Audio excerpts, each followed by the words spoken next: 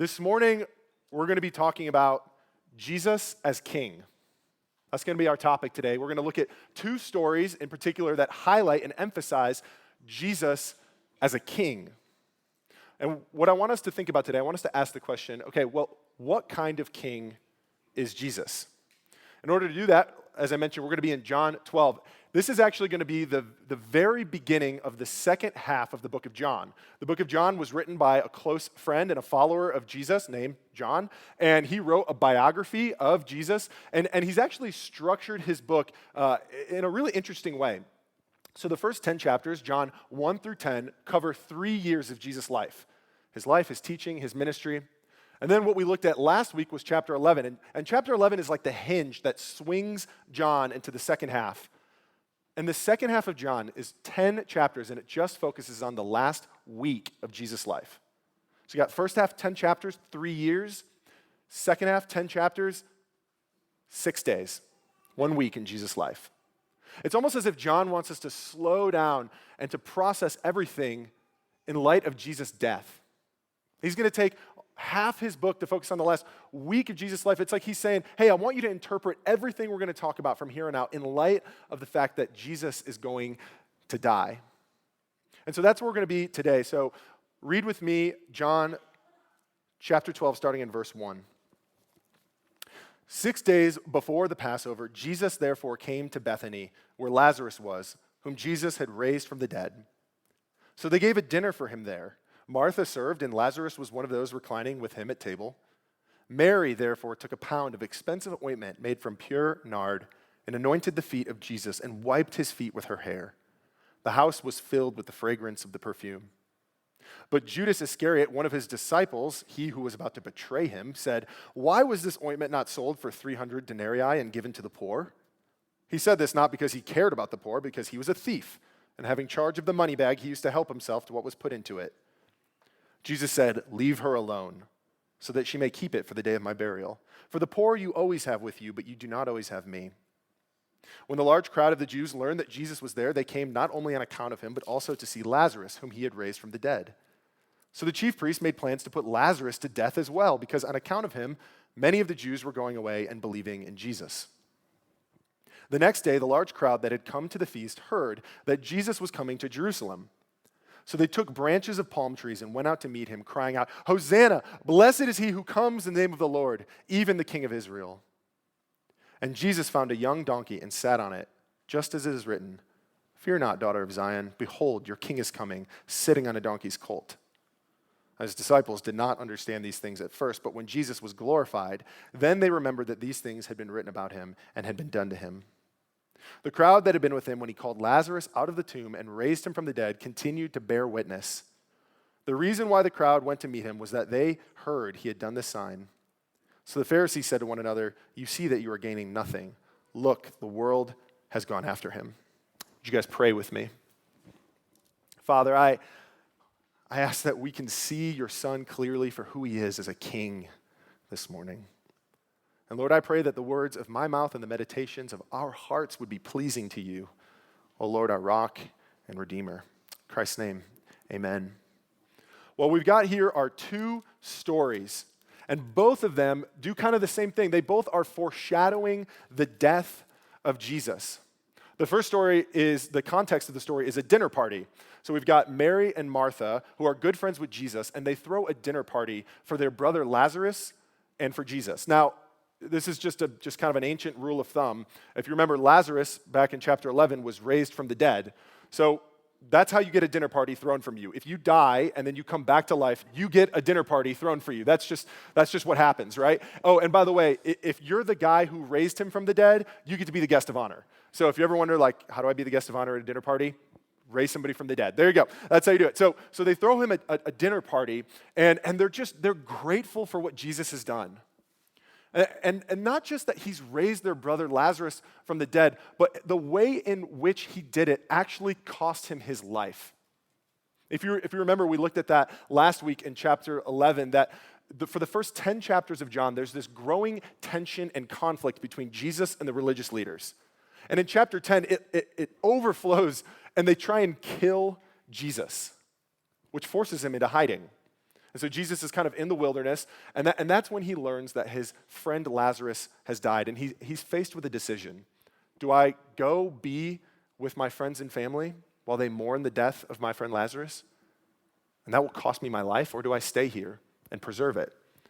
And Jesus goes to Lazarus, and not only that, but he does his most public, most powerful miracle to date. He raises him from the dead in front of a huge crowd of people, which ensures that Jesus will be arrested and killed.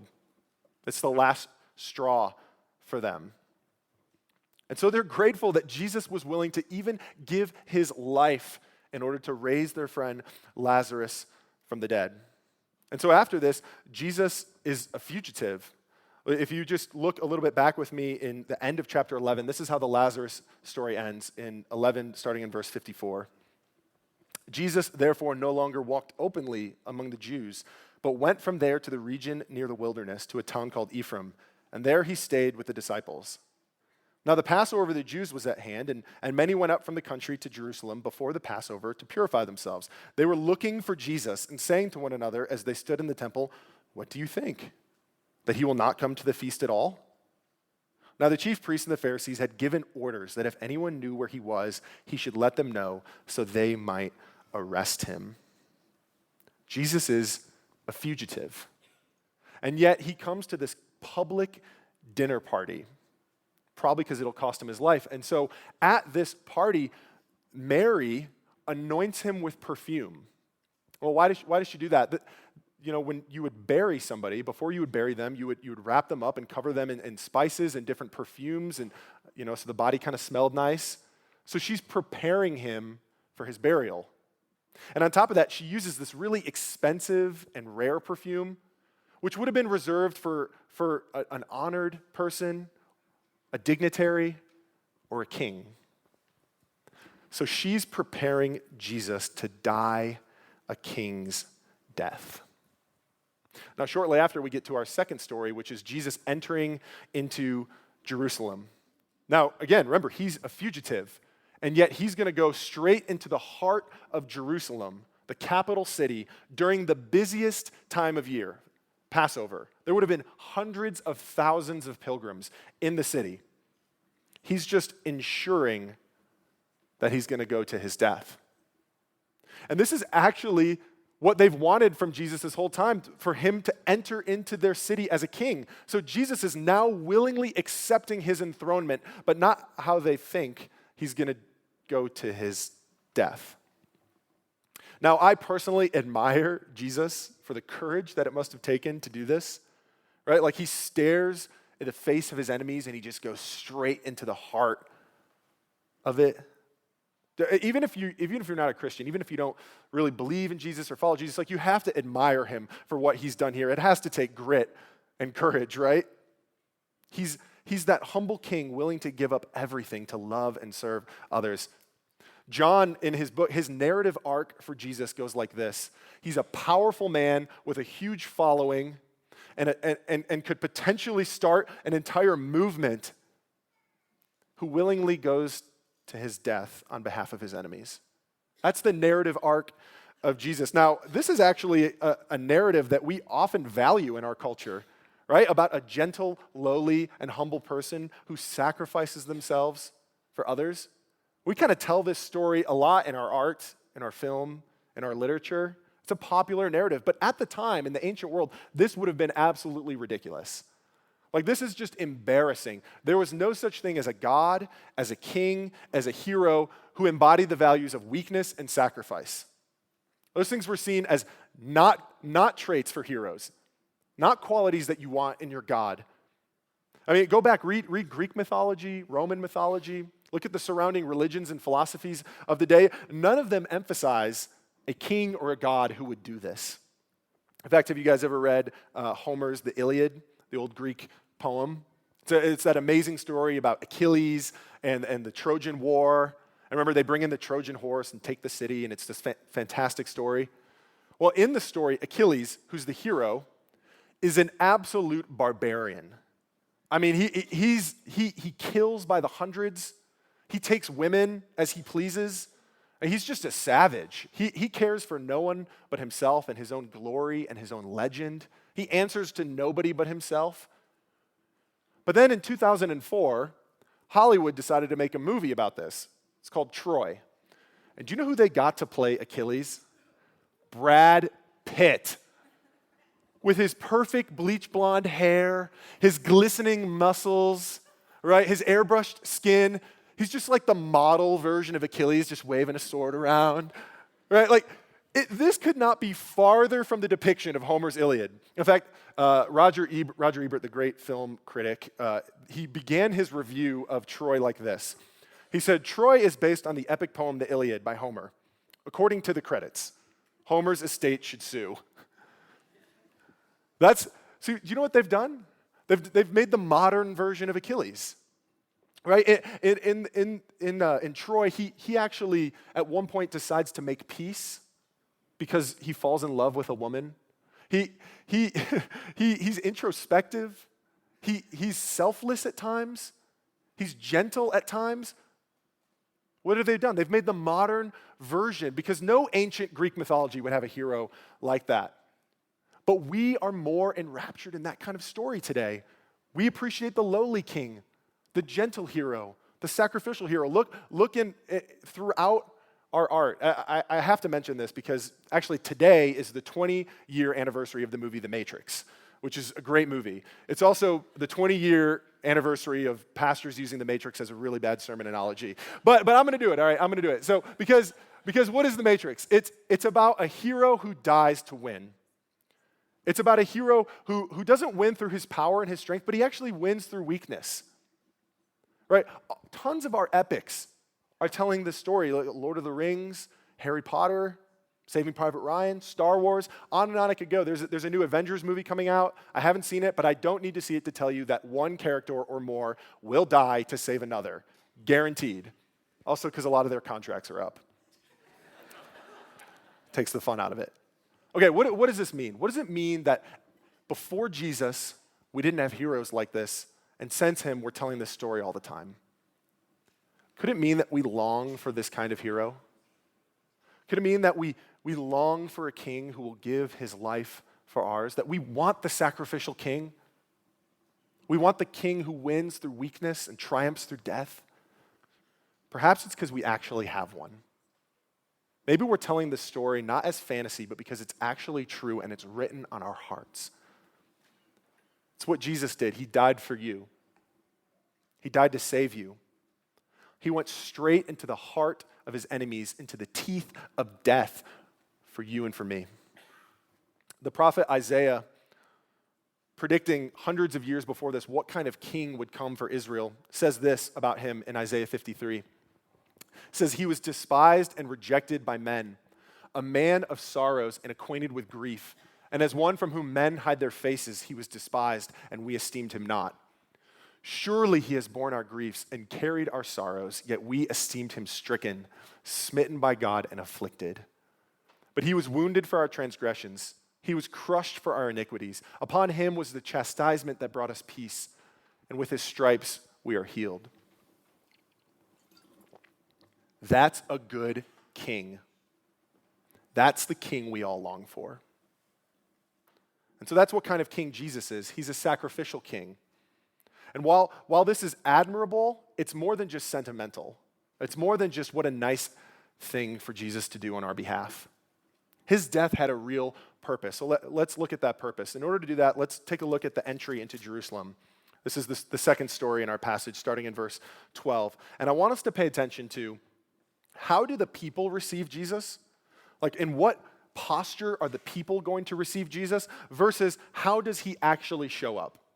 All right, let's read this story starting in verse 12. The next day, the large crowd that had come to the feast heard that Jesus was coming to Jerusalem. So they took branches of palm trees and went out to meet him, crying out, Hosanna! Blessed is he who comes in the name of the Lord, even the King of Israel. And Jesus found a young donkey and sat on it, just as it is written, Fear not, daughter of Zion. Behold, your king is coming, sitting on a donkey's colt. His disciples did not understand these things at first, but when Jesus was glorified, that refers to his death. It says Jesus was glorified, that's post-death. When Jesus was glorified, then they remembered that these things had been written about him and had been done to him. Here's what the people are looking for.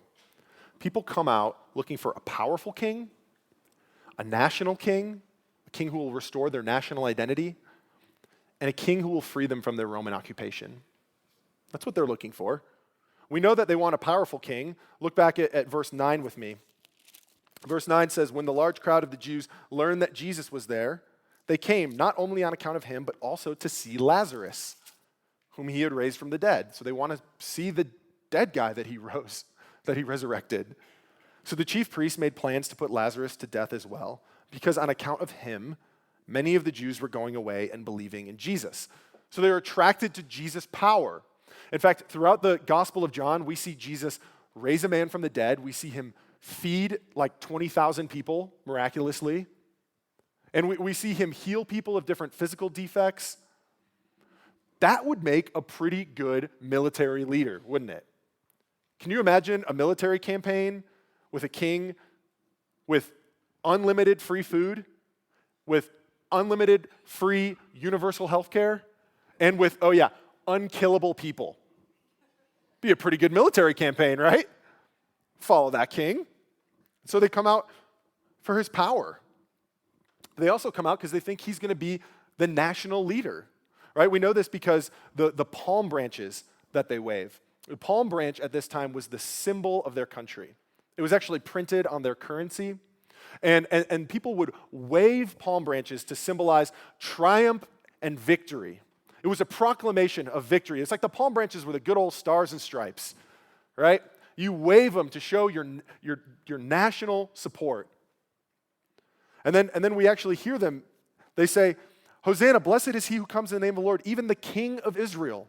The King of Israel. They want to make them the national king. So when they line up and they wave the branches, this is like a 4th of July parade. And these are like the American flags that they're waving, right? They're like, you're going to be our king. Look at verse 13 again. This is a quote from Psalm 118. So they took branches of palm trees and went out to meet him, crying out, Hosanna, blessed is he who comes in the name of the Lord. They quote Psalm 118, and the word Hosanna is the Hebrew transliteration that means save us. They're saying, save us from these oppressive powers. See, they see Jesus as their great liberator. They've been living in captivity for hundreds of years. Israel had a rough go, living under foreign power after foreign power, oppressed, unjustly treated. The people have deep longings in their hearts to be set free from outward rule and to once again be a sovereign nation. These are understandable longings to have, right? If you're in their shoes. If you've ever felt a need for restoration in your life, if you've ever felt oppressed by your circumstances, your situation, if you've ever felt crushed under the weight of life, you can relate to them. Because if there's hope on the horizon, hope goes a long way in those situations, doesn't it? And they see Jesus as their hope. They see Jesus as the way out. It's totally understandable. So that's how the people want to receive Jesus. Now let's look at how does Jesus actually show up. Now, in order to do this, we have to use our imaginations a little bit because I think we've probably seen a bit too many Sunday school felt board illustrations of Palm Sunday. We've seen one too many children's, programs with kids waving palm branches. And so when we think Palm Sunday, we kind of have that in our mind. But picture what's going on here. There's hundreds and thousands of pilgrims in Jerusalem for the Passover. And it says Jesus is 2 miles east of Jerusalem in Bethany. And they line up from Jerusalem to Bethany, making this huge parade tunnel for Jesus. And they're waving branches, and they're chanting, and they're singing psalms, they're singing songs. This is quite the scene. And here it is. Jesus, the one they've wondered, is he the Christ? Is he the King? Is he finally going to tell us who he is? He shows up, ready to take up that mantle. And how does he show up? On a donkey, which is like the lamest animal you can possibly show up on. Of all of the rideable animals, you've got horse, elephant, giraffe, no, probably not, yak, Water buffalo, some people ride water buffaloes. Ostriches, right? Of all of the camel, of all the rideable animals, donkeys are by far the least intimidating. You don't show up on it's a baby donkey, by the way. It's like they got Eddie Murphy to voice a donkey. That's how least intimidating they are. This had to be, I would have loved to see the faces of the people. It would have been so underwhelming to see him kind of marching in through that. Because a king doesn't sit on a donkey. A king sits on a horse. King sits on a big horse. It's got a sword and his armor, right? But horses are terrifying. I'm personally afraid of horses. I get made fun of this a lot by my wife, but I don't care. They're strong. They're powerful. You think you can control them. They're really controlling you. That's the truth about horses, right? I am out on riding horses. Don't try and take me on a horseback ride, right? But one time I was in Mexico. We did this tour of this tequila factory, and they had donkeys for us to ride. I was like, sure, I'll ride a donkey. I'm not afraid of that. Just don't stand behind it, right? And so he doesn't show up on the horse. A horse would symbolize a war king. Shows up on a donkey. I mean, think about it. If he had shown up on a horse, he probably could have started an uprising right there. He gets up there, he starts doing the William Wallace, Sons of Israel, kind of chant, gets them all in a fury, and then they take Rome now, and they rush into Jerusalem. He takes the throne. He could have led a revolt right there. But that's not what he does. He shows up on a donkey because a king on a donkey symbolizes that he came in peace. Symbolizes that he's not there for war. He's there for peace. He's not a mighty king on a horse headed to a throne of victory. He's a humble peacemaker headed to hang on a cross. John will contrast the people chanting Psalm 118 here. Hosanna, blessed is he who comes in the name of the Lord. He says that's actually not what prophecy Jesus was fulfilling. He has a different prophecy in mind that Jesus was fulfilling. This is verse 14 and 15. And Jesus found a young donkey and sat on it, just as it is written, "Fear not, daughter of Zion. Behold, your king is coming, sitting on a donkey's colt." This is actually a quote from Zechariah 9. And here's just a little tip. Anytime the New Testament writers quote from the Old Testament, it's helpful to actually go back and read the context in what they've quoted, because a lot of times they're not just using the actual quote, but they're referencing the whole chapter. Sometimes they're even referencing the whole book it's found in. And so by referencing Zechariah 9 here, Zechariah was a book written in about 500 BC in the life of Israel, and it's post-exilic Israel. And so the people are in Jerusalem. They're not under captivity. They have a nation, but things aren't going well. This is a pretty dark time in the life of Israel. They don't have a king. They don't have much of a military. They don't have a lot of national prominence. And they cry out for God, when will you restore us?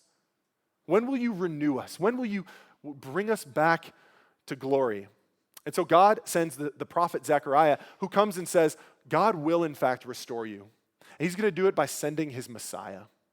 He's going to send a king who will once again rule you. And Zechariah 9 explains what kind of king this will be and how he will rule. Let's look at the context of Zechariah 9. It says, "Rejoice greatly, O daughter of Zion. Shout aloud, O daughter of Jerusalem. Behold, your king is coming to you. Righteous and having salvation is he, humble and mounted on a donkey, on a colt, the foal of a donkey.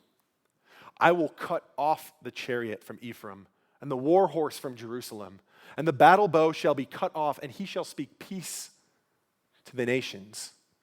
His rule shall be from sea to sea and from the river to the ends of the earth. As for you also, because of the blood of my covenant with you, I will set your prisoners free from the waterless pit.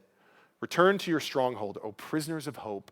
Today I declare that I will restore to you double." The king brings righteousness and salvation. But notice how he's going to do it. He's humble. He's gentle. He's peaceful. He's going to cut off the war horse. He's going to break the bow. He's going to cut off the chariot. He's not coming with instruments of war. He's come to destroy the instruments of war because he comes with peace. Now, how is he going to make peace? He's going to make a blood covenant with them. Now, a blood covenant is a promise that's so secure that it's sealed with the king's life. It's sealed with his blood. And what this means is that he's going to set prisoners free through his death.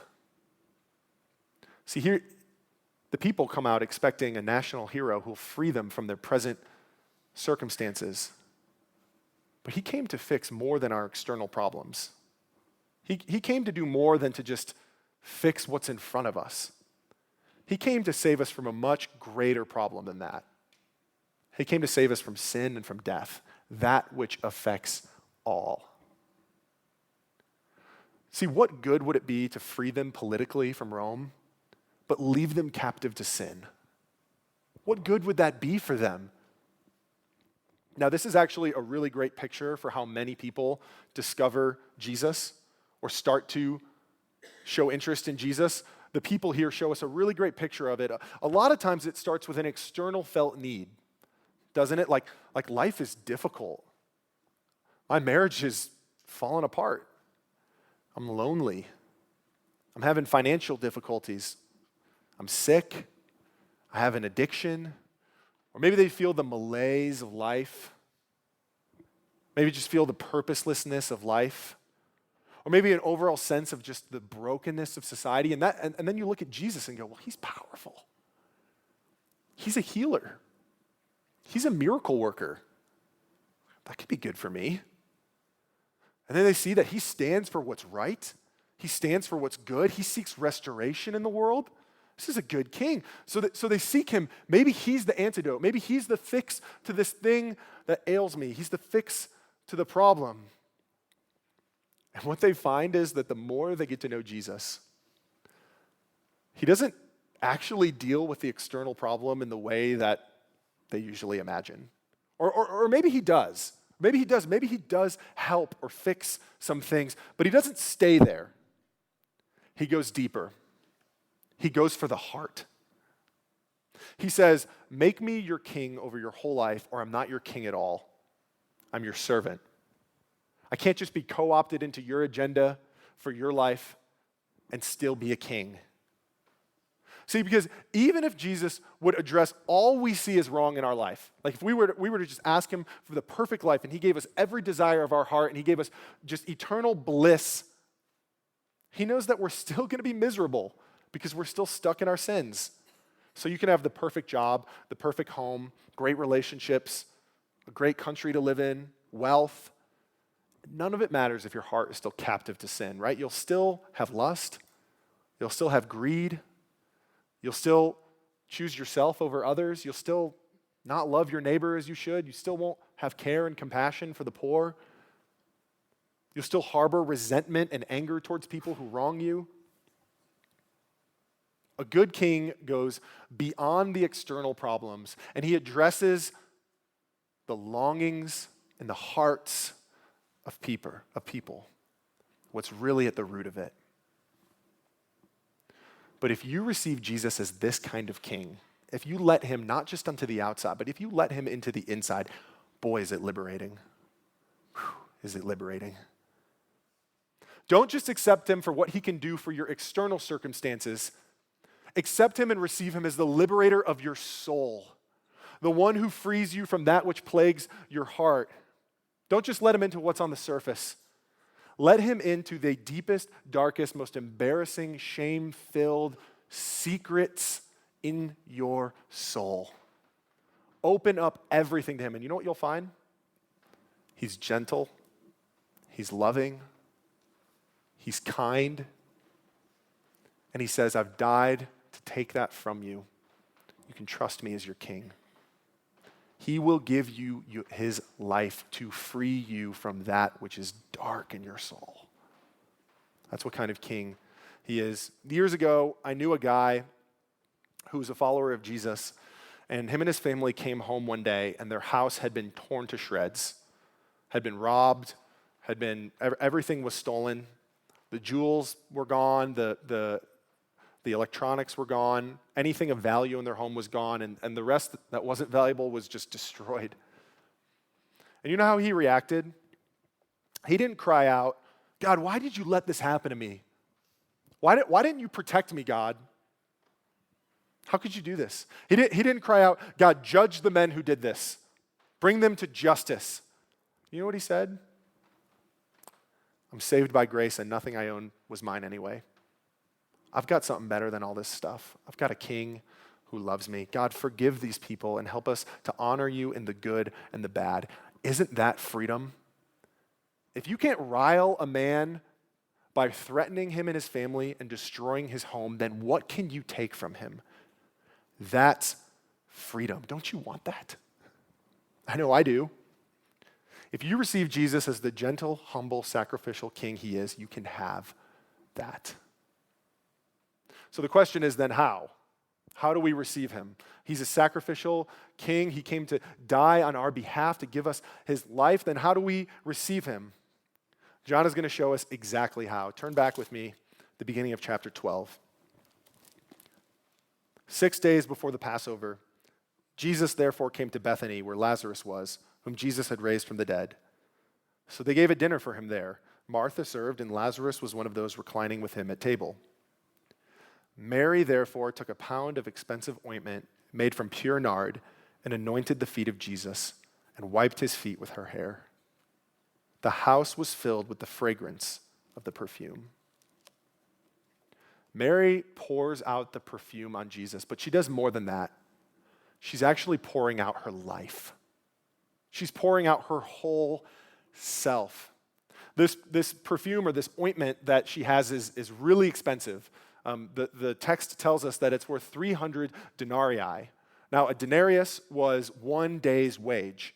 So this little vial of perfume is worth a year's wages. So think about a year of your salary in savings. And in 5 minutes, she pours it out onto Jesus. We also know that it's rare. It says that it's pure nard, which was a substance that came from the Himalayas, which is pretty far away from where they are. So what you have here is probably a family heirloom passed down from generations. It's costly. It might be their whole savings account. It might be the most precious thing that they own in Mary and Martha's family. Now, in this time, it was normal to pour perfume on the heads of guests when they walked in.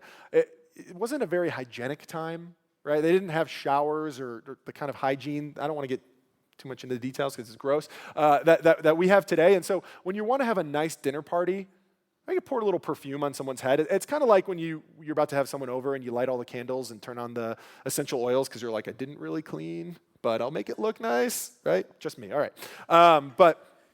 So it's kind of like that. You want to have a nice dinner party. You want it to smell nice, right? So when she brings this out, everyone's probably like, yeah, we have an honored guest here. I mean, Jesus did raise a guy from the dead. I guess we could use the expensive stuff, right?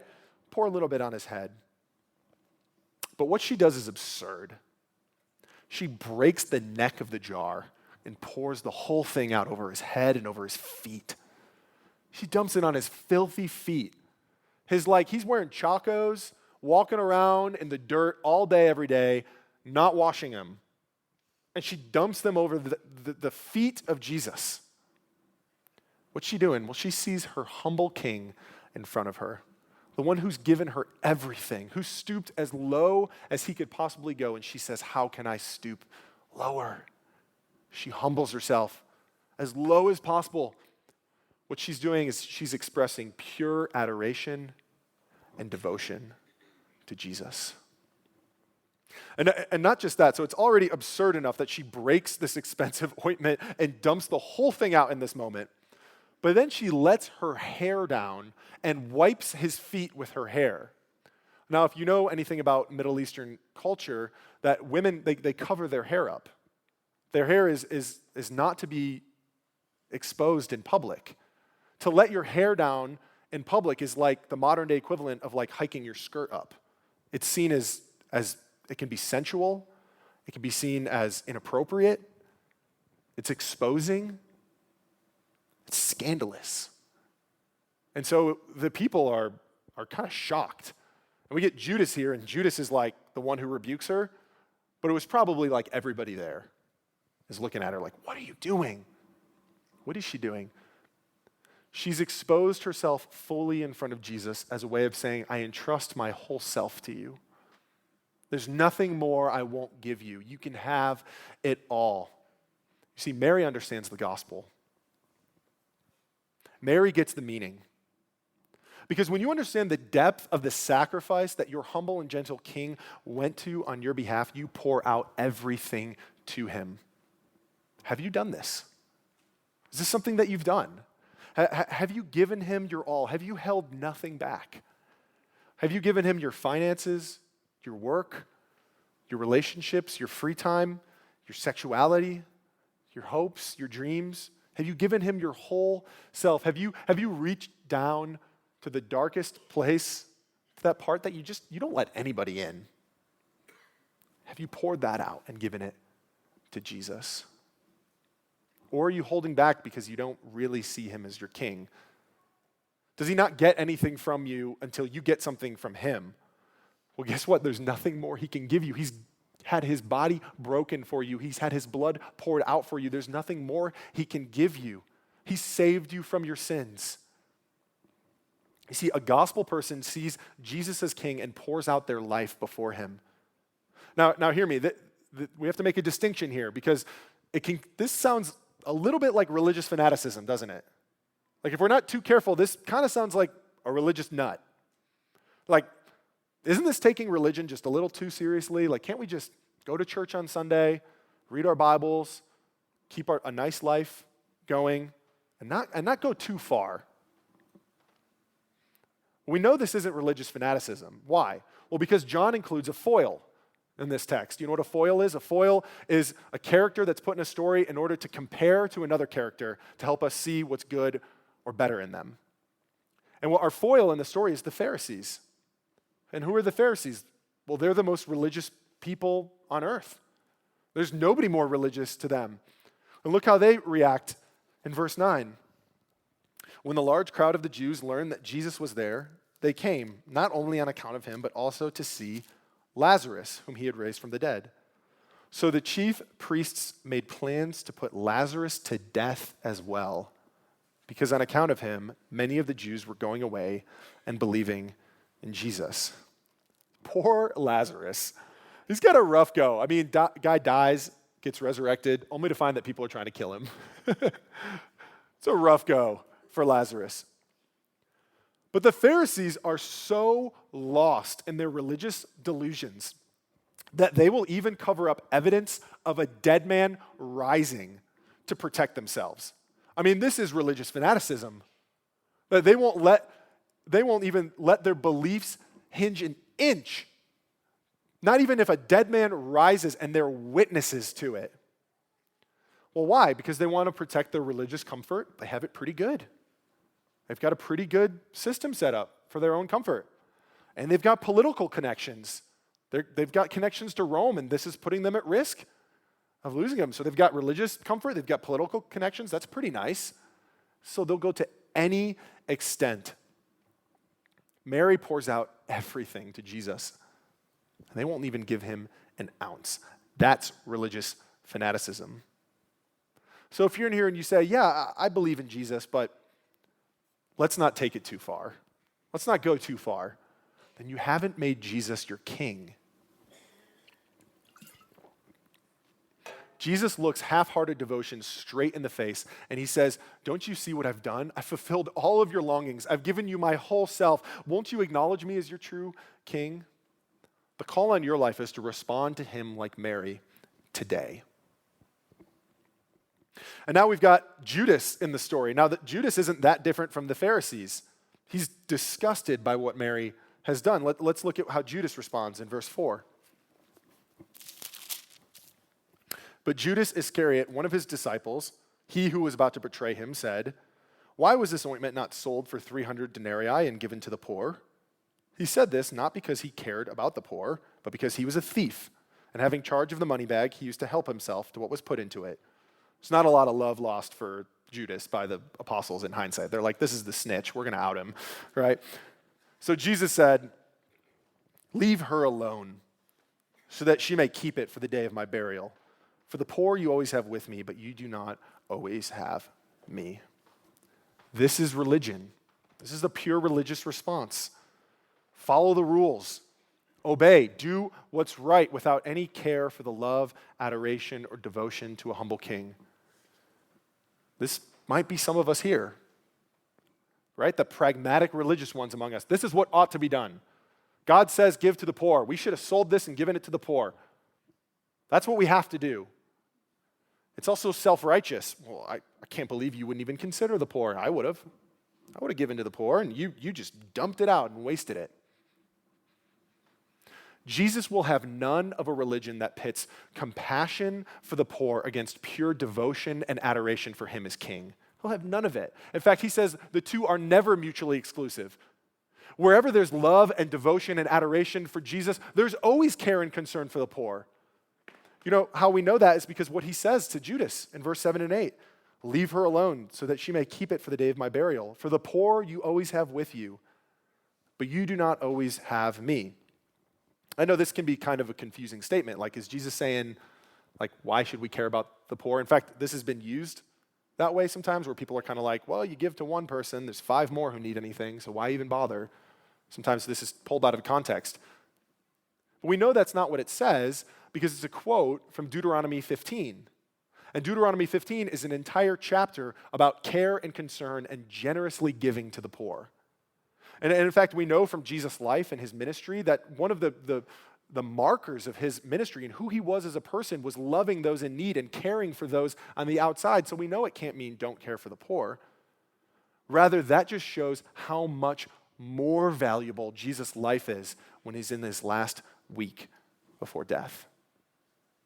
He's saying, hey, if we know we're supposed to be generous and to care for those in need, then how much more for me when I have just a week left with you? See, when you see King Jesus for who he truly is, a sacrificial king who wins not through power and might, but through weakness, who triumphs through death, when you see him as the humble and gentle king mounted on a donkey who goes straight into the teeth of his enemies to die on our behalf, when you see him as a king who came not just to address our external problems, but to set our hearts free from the power of sin, when you know him like that, you know the gospel. You know the good news of the king. And you say, take it all. You respond to him, like, remember the old hymn, take my love, my Lord, I pour at thy feet its treasure store. Take myself and I will be ever only all for thee. I implore you, friends, respond to him like this today and receive him as your king. Let's pray. Father, help us to know your son Jesus as king. Help us to understand the depth of the sacrifice.